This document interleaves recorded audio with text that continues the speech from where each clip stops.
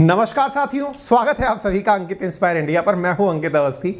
जैसा कि आप सभी को मालूम है कि इंडिया में इन दिनों फिल्म का बॉयकॉट होने का ट्रेंड मचा हुआ है। मैं ट्रेंड की बात नहीं कर रहा, कौन से फिल्म का बॉयकॉट चल रहा है आजकल। चाहे जो फिल्म आए उसके कलाकारों के द्वारा, विशेष रूप से अगर वो फिल्म बॉलीवुड की है और उसके कलाकारों के द्वारा देश में कोई भी ऐसी हरकत की गई है जिसकी वजह से कहीं ना कहीं सेंटिमेंट्स आहत हुए हैं, तो उनका बदला एक तरह से समझ लीजिए कि फिल्म के प्रदर्शित होते ही लिया जाता है।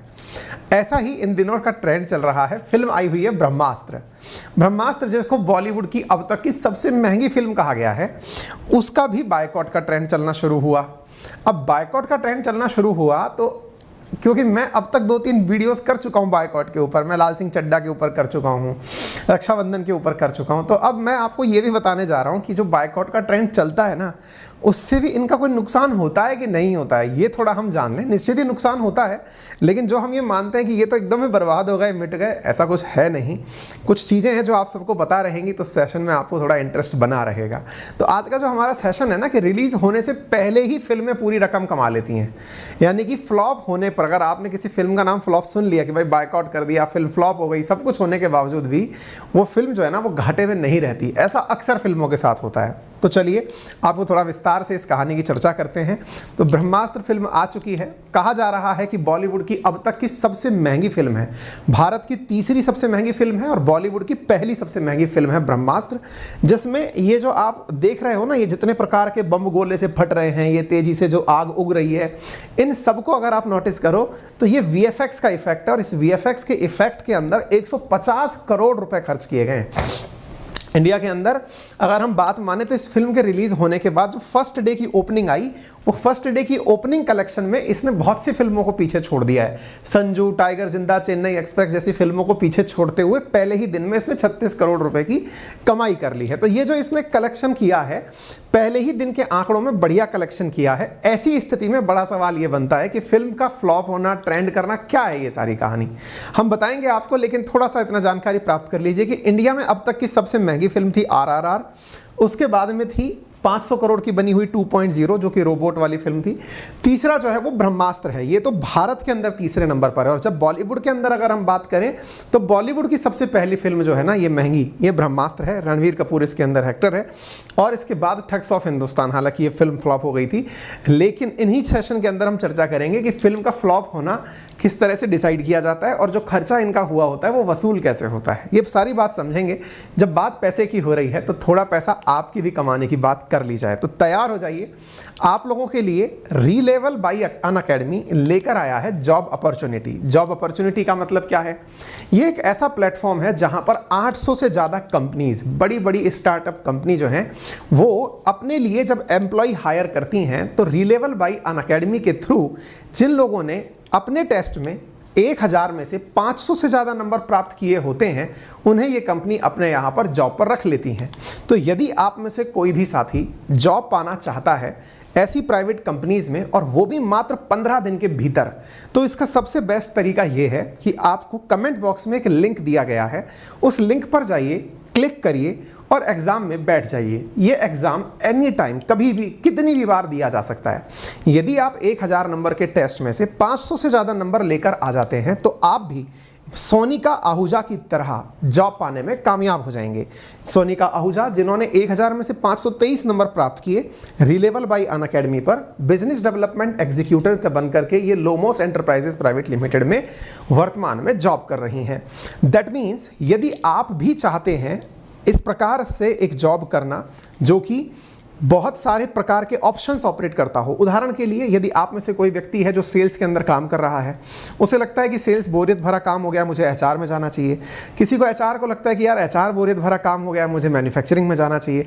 इन सभी तरह की चीज़ों के अंदर जहाँ जहाँ टेस्ट रिक्वायर्ड है वो सारे टेस्ट यहाँ अवेलेबल हैं। अच्छा, एक इंपॉर्टेंट चीज़ मैं आपको बताऊँ, आप कितनी भी बार टेस्ट देकर अपना रैंक इंप्रूव कर सकते हैं। और इन केस आपको लगे कि साहब जॉब मिलने की गारंटी जब मिल ही रही है विद इन 15 डेज, तो क्या सर मैं अपनी रैंक रैंक इंप्रूव करने के लिए कोई काम कर सकता हूँ क्या? तो आपको यहाँ पर सजेशंस में बहुत सारे कोर्सेज दिखाए जाते हैं। अर्थात अगर आपके नंबर उतने नहीं आ रहे हैं जितना कि 500 से ज़्यादा चाहिए आपको 1000 में से, तो आपको यहाँ पर सजेशंस में बहुत सारे कोर्सेज भी ऑफर किए जा रहे हैं, जिन कोर्सेज के माध्यम से आप टेस्ट की बेटर प्रिपरेशन कर सकते हैं और किसी भी प्रोफाइल के अनुरूप अपने आप को मोल्ड कर सकते हैं। तो ये एक बेहतरीन विकल्प है। तो आई थिंक कि आप अपने लिए भी इन्हीं फिल्मों की तरह पैसे कमाने का भी रास्ता ढूंढ ही लेंगे। तो चलिए, काम की बात मैंने आपको बता दी है, लिंक कमेंट बॉक्स में है, डिस्क्रिप्शन में डिटेल मैंने आपके साथ साझा कर दी है। तो अभी जाइए और अपने लिए ये जानकारी चेक कर लीजिए। चलिए वापस चलते हैं फिल्मों की यात्रा पर। तो आपने अभी देखा होगा इन दिनों, बहुत दिनों से, मतलब ये फिल्में हैं जैसे लाल सिंह चड्ढा हुई, रक्षाबंधन हुई, इनका ट्रेंड का सिस्टम चला, इनका फ्लॉप मतलब बायकॉट का सिस्टम चला। और बायकॉट का जब सिस्टम चला तो साहब बड़ा सवाल ये बनने लगा कि साहब ये तो पूरी तरह पिट चुकी होंगी।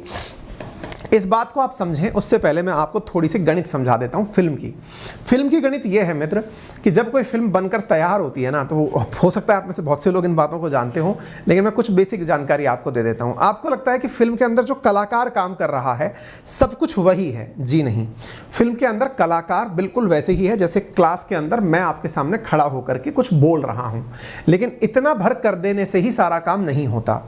मुझे यहाँ तक पहुँचाने में टेक्नोलॉजी लगी हुई है, मुझे यहाँ तक पहुँचाने में यूट्यूब लगा हुआ है, इंटरनेट की फैसिलिटी लगी हुई है।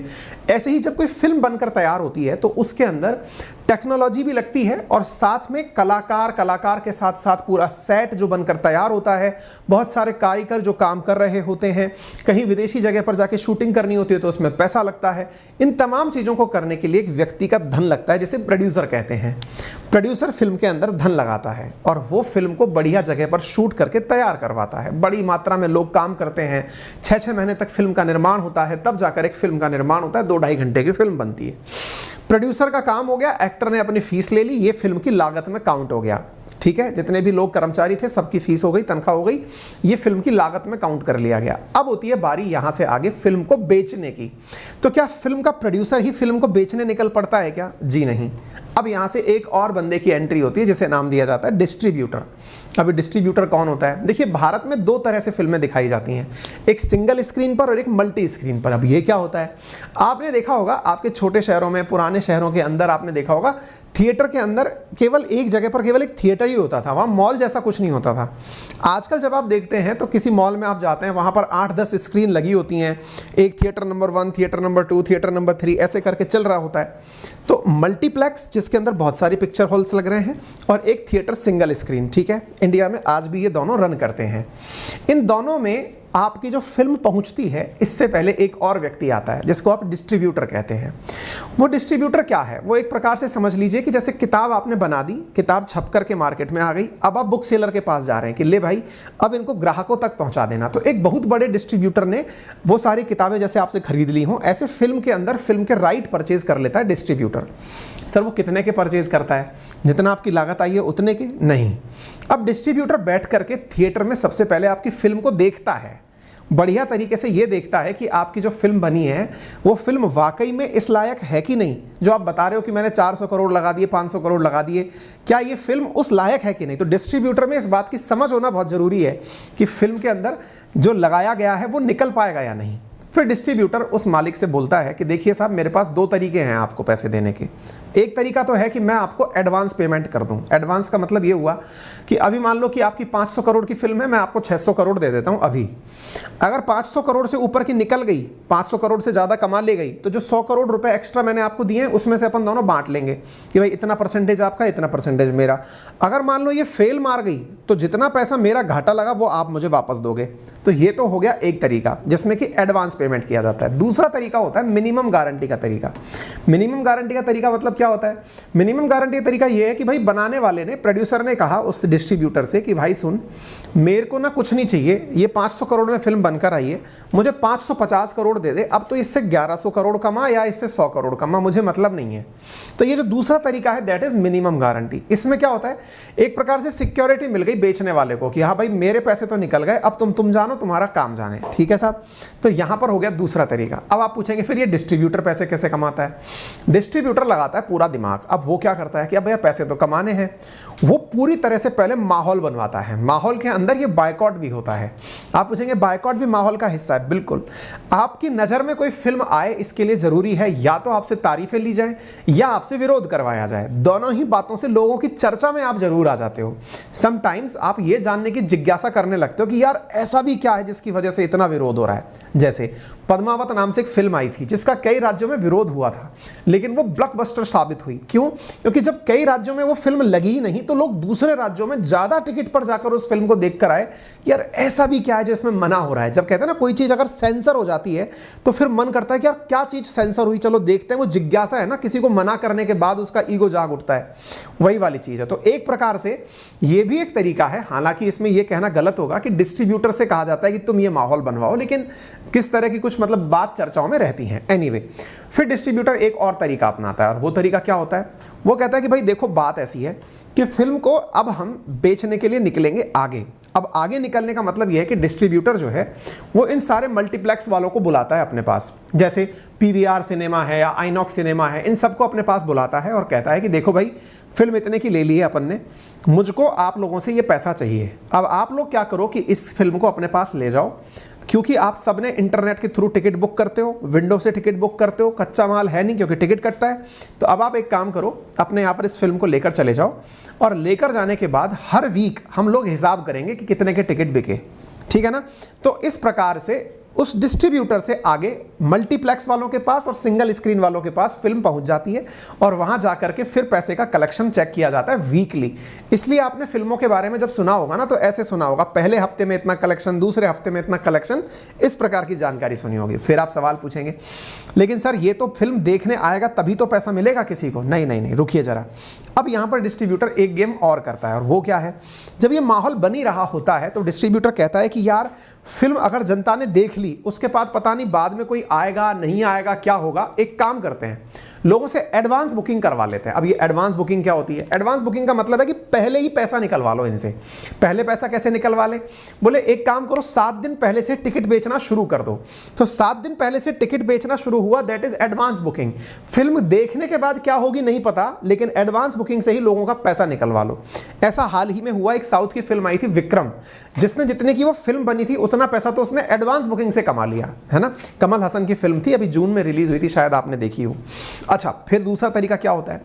दूसरा तरीका होता है ओटीटी प्लेटफॉर्म्स, जैसे नेटफ्लिक्स, अमेजन जैसे जो कंपनी है, इनको कहा जाता है कि देखो साहब फिल्म अभी स्क्रीन पर आएगी, महीने भर बाद आप लोग इनको बेच देना, मतलब दिखा देना लोगों को। तो ओटीटी प्लेटफॉर्म्स भी उस फिल्म के राइट परचेज कर लेते हैं। फिर कुछ सेटमैक्स जैसे चैनल होते हैं जो सूर्यवंशम दिखा दिखा के थकाते हैं आपको, वो चैनल भी क्या करते हैं? सैटेलाइट राइट ले लेते हैं। सैटेलाइट का मतलब टीवी पे दिखाने के राइट।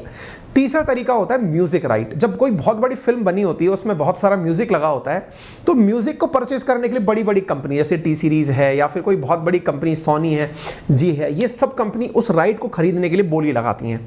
तो इस प्रकार से क्या क्या मिल गया आपको? सैटेलाइट राइट मिल गया, ओटीटी प्लेटफॉर्म मिल गया, म्यूजिक मिल गया। फिर कुछ लोग यूट्यूब स्ट्रीमिंग के लिए भी अलग से पैसे ले लेते हैं कि भाई कुछ नहीं मिला तो यूट्यूब पे चला देना, उससे पैसे कमा लेंगे। ठीक है साहब। इसके अलावा कोई तरीका और होता है क्या? बिल्कुल होता है। जैसे आपने सलमान खान को देखा होगा, वो अपनी फिल्म के अंदर बहुत सारी चीज़ों के एडवर्टाइज करते हैं। जैसे मैंने अभी आप लोगों के सामने रीलेवल का एडवर्टाइज किया, ऐसे ही आप लोगों ने देखा होगा बहुत सी फिल्मों के अंदर कुछ कंपनियों के नाम स्पेसिफिकली दिखाए जाते हैं। जैसे बैंक ऑफ इंडिया दिखा दिया, या फिर किसी पाइप का नाम दिखा दिया, या किसी गारमेंट्स का नाम दिखा दिया, किसी कंपनी का नाम, किसी ब्रांड का नाम। जैसे मैं उदाहरण के रूप में आपको बताऊं, आप अगर कोई भी फिल्म उठाकर देखें रोहित शेट्टी की, तो उसमें महिंद्रा की गाड़ी का भरपूर उपयोग हुआ है। लगता है कि पुलिस पूरी दुनिया की स्कॉर्पियो से ही घूमती है, जबकि ऐसा होता नहीं है ना। हर जगह अलग अलग गाड़ी होती है, हमारे पास बुलेरो चलती है। तो कहने का मतलब क्या हुआ? हर जगह अलग अलग गाड़ियों का निर्माण, अलग अलग गाड़ियों का उपयोग होता है। तो ऐसी स्थिति में एक गाड़ी की ब्रांडिंग कर दी। आपके दिमाग में लग गया कि यार जैसे मैंने जब ब्लैक स्कॉर्पियो ली, उसके पीछे का बड़ा कारण था क्योंकि वो मिर्जापुर में बहुत बढ़िया लगी थी। तो ये अपने आप में एक इनडायरेक्ट प्रमोशन हो गया। इस इनडायरेक्ट प्रमोशन के भी ये लोग पहले ही पैसे ले लेते हैं। तो इस तरह से ये पूरा कारोबार पहले ही समेट लेते हैं। यानी कि फिल्म का फ्लॉप होना ना होना अलग बात है, उससे पहले ही पैसा कमाकर साइड में रख लिया गया। अब जो आएगा वो तो एडिशनल कमाई है। हाँ, लेकिन ये हर फिल्म के साथ नहीं होता। क्या कि सब फिल्मों के साथ में ये सारे राइट पहले ही बिक जाएं। बहुत सी फिल्में ऐसी भी होती हैं जिनको डिस्ट्रीब्यूटर ही नहीं मिलता, इसी वजह से बहुत सी फिल्में ऐसी होती हैं कि जो सारे स्क्रीन्स पर दिखाई ही नहीं जाती। इसीलिए बड़े स्टार की जब फिल्म आती है तो उसको डिस्ट्रीब्यूटर बढ़िया मिल जाते हैं, और वो डिस्ट्रीब्यूटर्स जो हैं वो पूरे देश में उस फिल्म को बढ़िया से वितरित करते हैं। तो उम्मीद है कि आप लोगों को ये सारी बातें समझ में आ गई होंगी। ये सारी जानकारी मैंने दे दी। ये कमल हासन की फिल्म विक्रम के बारे में मैंने बात बताई आपको। फिल्में जो पहले कमा पाई, किस तरह से कमा पाई, ये मैंने सारी जानकारी आपको दे दी है। डिस्ट्रीब्यूटर कमाता कैसे है, ये जानकारी भी मैंने आप लोगों को दे दी है। तो उम्मीद है कि आप लोगों को ये सारी बातें समझ में आ गई हों। बाकी तो खैर क्या ही है, अगर ये जानकारी समझ में आ गई हो तो आप लोग क्या कर, हाँ एक चीज़ का पैसा और बच गया इसमें, और वो क्या है, कई बार फिल्मों के अंदर ना एक और चीज बिकती है, और वो क्या होता है, रीमेक। आजकल मालूम होगा आपको, जो साउथ की कई फिल्में हैं ना वो रीमेक होकर के इंडिया के अंदर आती हैं, मतलब नॉर्थ इंडिया के अंदर आती हैं। तो जब नॉर्थ इंडिया के अंदर आती है तो रीमेकिंग के लिए भी वो लोग पहले से पैसे ले लेते हैं, है ना। तो कि भाई इंडिया नदर्न इंडिया वाले, बॉलीवुड वाले पैसे वापस बनाएंगे तो रीमेक का चार्ज भी वो पहले ही वसूल लेते हैं। फिल्मों को इसी आधार पर डिसाइड किया जाता है। एवरेज फिल्में वो होती हैं जो फिल्म की बजट की कमाई के बराबर कमाई करती हैं।